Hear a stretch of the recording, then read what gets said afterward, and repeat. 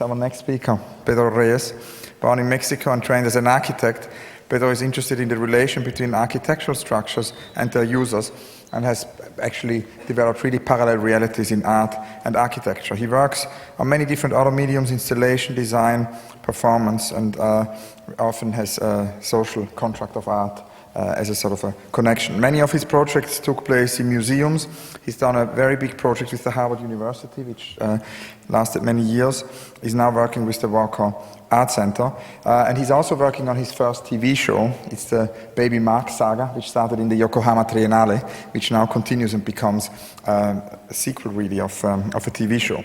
He proposed, actually, and prepared a whole manifesto for our map marathon, Palas por Pistolas, which you can pick up, which is distributed. It's basically a tree planting manifesto, London tree planting event. And Pedro will tell us all about Palas por Pistolas. A very warm welcome to Pedro Reyes.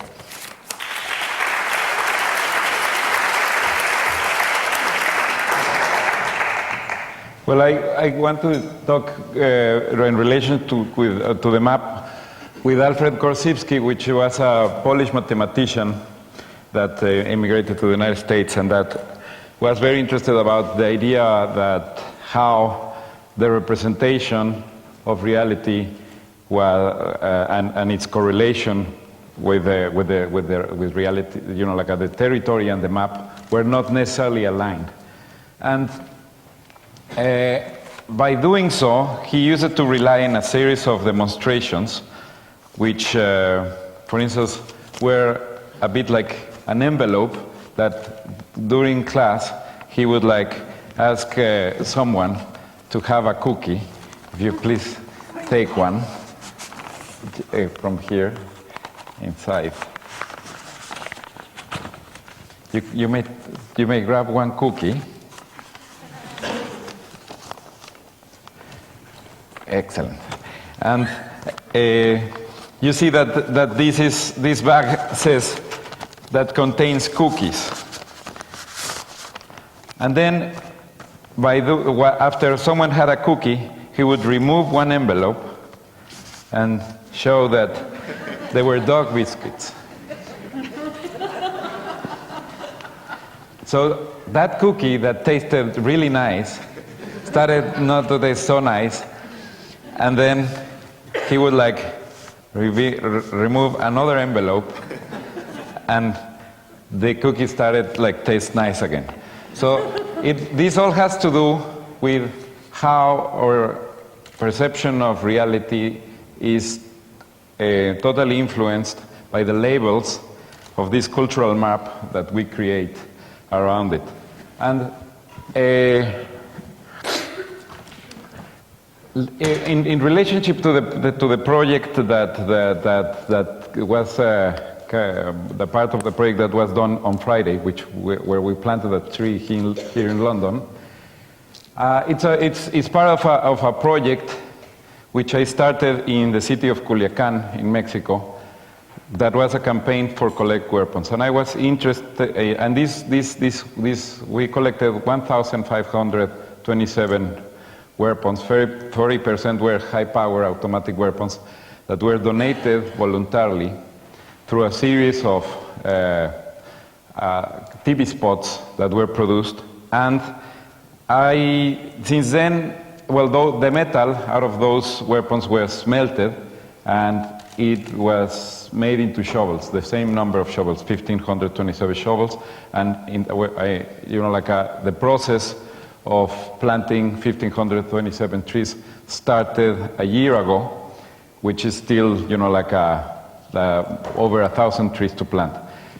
And then I became interested in this relationship of the map and the territory, about the cultural, that I felt that there was not a cultural rejection to the production of weapons as much as it is with, for instance, like other things in our society.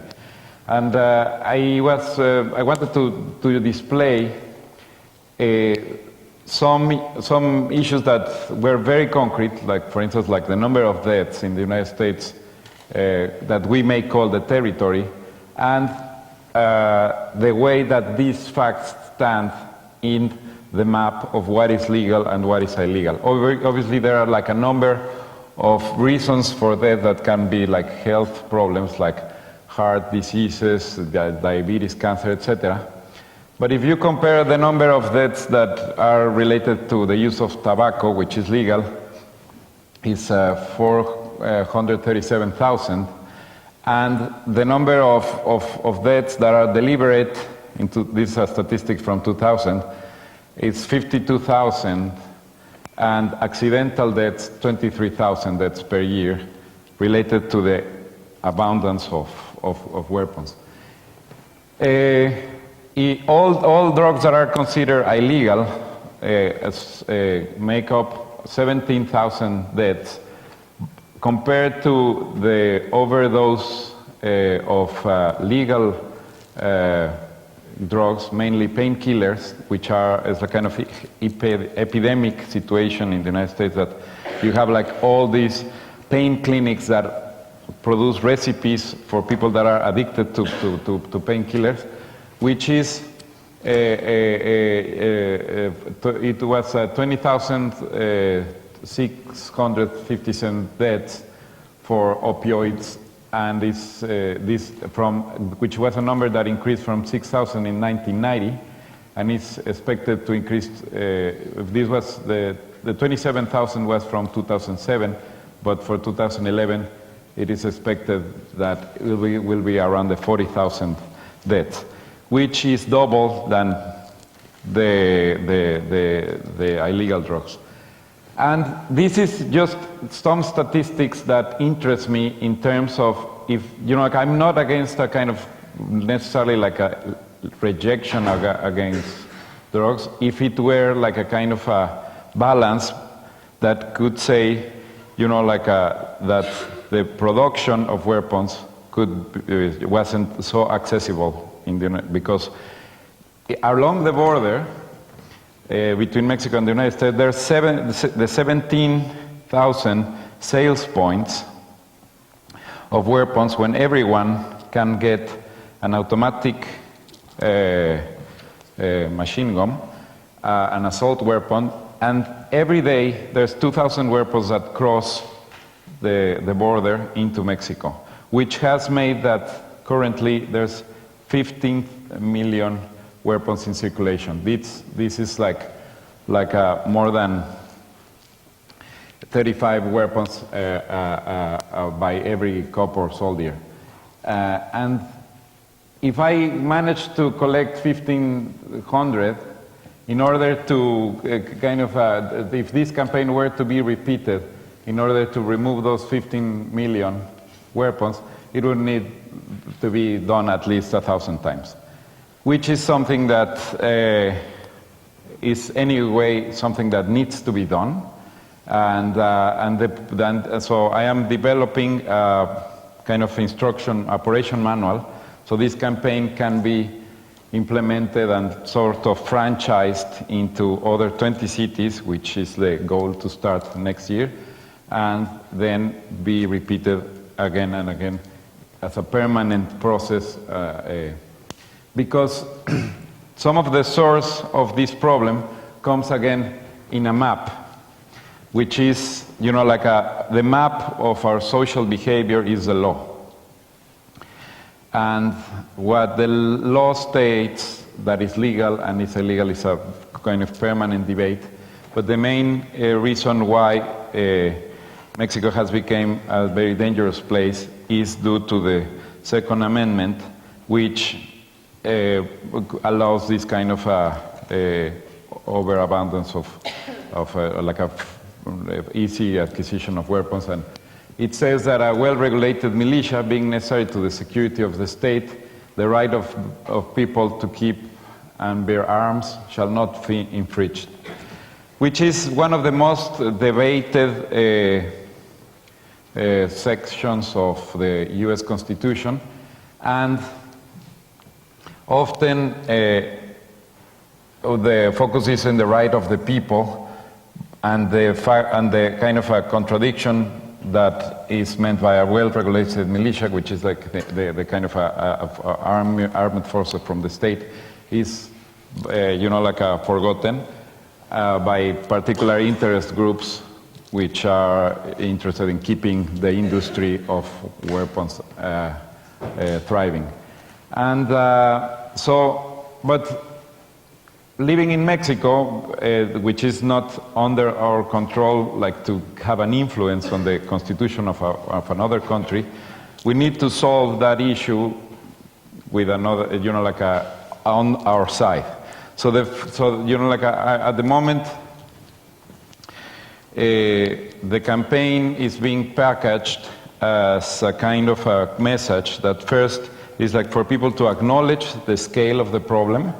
So it becomes like a kind of a high priority in the agenda of us as citizens and private enterprises and also the government to promote like these campaigns for recollection of all these weapons, to take these agents of death out of the daily life. And then, that process is not only this, like taking away an agent of death, but transforming that into an agent of life. So that's the idea of using that same metal and make the shovels in order to solve another problem, which is the deforestation currently, which has like also like a kind of an environmental project that has put Mexico like in a third level of deforestation after Brazil and other countries. So I'm going to show you really brief how this campaign works.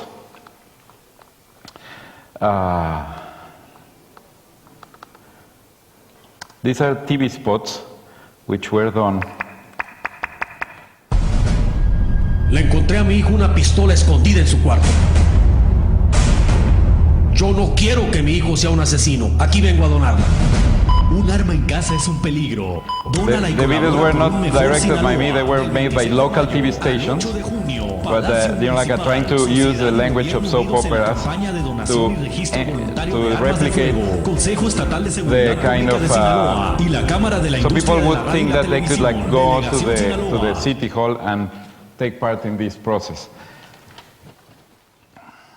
A mi marido no le va a gustar nada, pero ya me harté de que nomás se toma unos tragos y le da por sacar la pistola delante de nuestros hijos.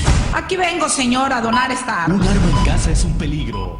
Dónala y colabora por un mejor Sinaloa del 26. It was very important to show the role of the woman as someone who could like Los be the niños person estaban jugando. De repente Luisito to sacó take una the initiative pistola at the que core tenía of the su papá en el family. buró y, Dios mío, ¿por qué permití que mi marido tuviera esa pistola en casa? Un arma en casa es un peligro. Dónala y colabora por un mejor Sinaloa del 26 de mayo al 8 de junio.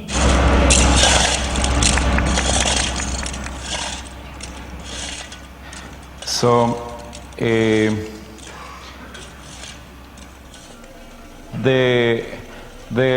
after the weapons have been like destroyed by in public acts like with a steamroller, etc., and then taken to a foundry.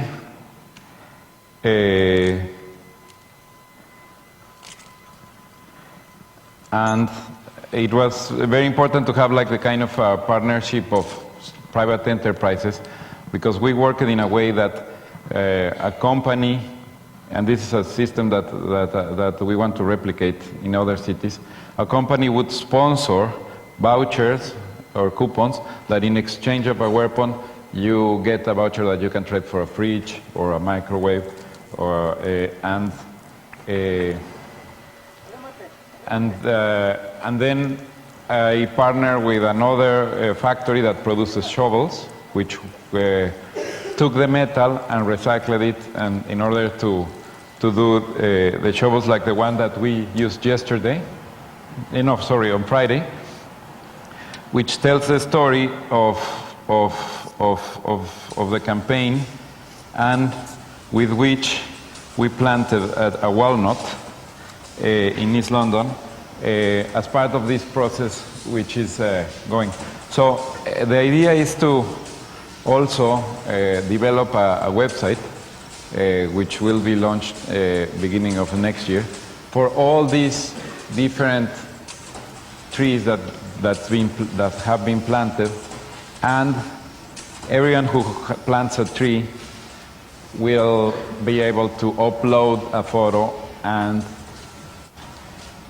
have a gallery of pictures that you can show how this tree has been, like a goes growing.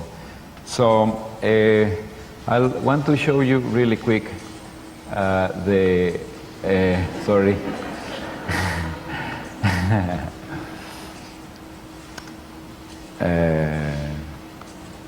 This is us on last Friday, where we planted a tree, and it was really nice to do that. Like we hope to come back in a few years and see how this walnut has been growing.